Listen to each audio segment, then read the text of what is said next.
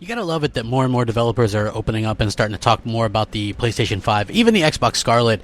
No matter what your pleasure is, it's just nice to see these developers sort of openly talk about what to expect and what they're excited about. Because let's be real here, that's the important stuff. If people are excited about next generation, if developers are excited about what's coming, then they're going to be able to do a better job at giving us great games and great content and innovative content, because I feel like that's something that we've missed for a good portion of this generation. I'm not going to say the entire generation, because we've obviously had quite a few good games and memorable games, but overall I think this generation is lacking in those titles that really just make you go whoa.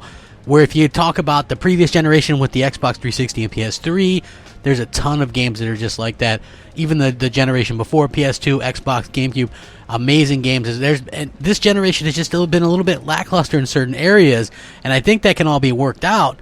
And this is very, very cool, because the hardware is actually what's going to help work it out best, in my opinion. So let's get started, shall we? What's up, everybody? The Crapgamer here with Crapgamer Reviews, back with another video. Of course, thank you so much for checking it out. I appreciate it. Like, share, subscribe, and if you really want to support the channel, maybe consider becoming a member. That would be awesome.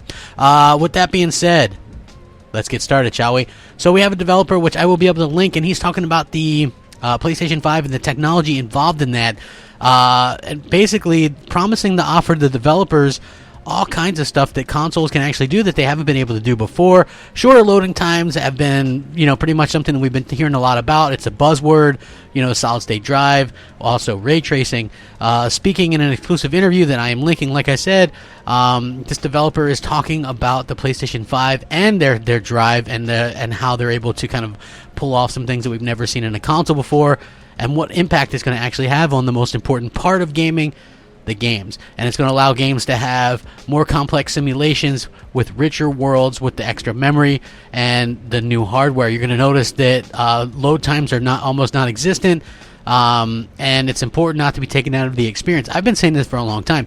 The immersion level is something that we've all kind of got to get a hold of and get wrapped up in, and that's what I'm most excited about as well. So it's going to be very interesting to see how that works out, and also how these developers are able to take advantage of it. So he says that the preparatory drives are going to be able to really handle even heavy games, and with the load times and things like that. So he says if the mass memory is really fast to access it, it can become kind of a secondary slow RAM where you can store big data structures.